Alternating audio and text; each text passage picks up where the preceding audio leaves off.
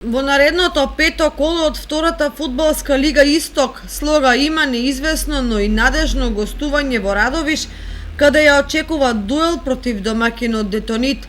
Виничани во изминатите 4 кола се со 100% учинок, при што 3 победи остварија на свој терен и една во гости. Детонит е екипа која може да се победи, бидејќи во овој момент Слога е поквалитетен тим и во поголема форма, па од второто гостување виничани посакуваат да се вратат со полн погодок и први 3 бода.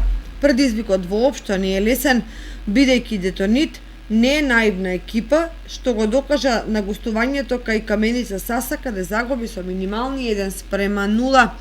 Уште повеќе што радовишани ќе сакаат да се извадат за лошиот старт во првенството, а надпреварот против лидерот на табелата е одлична можност за тоа.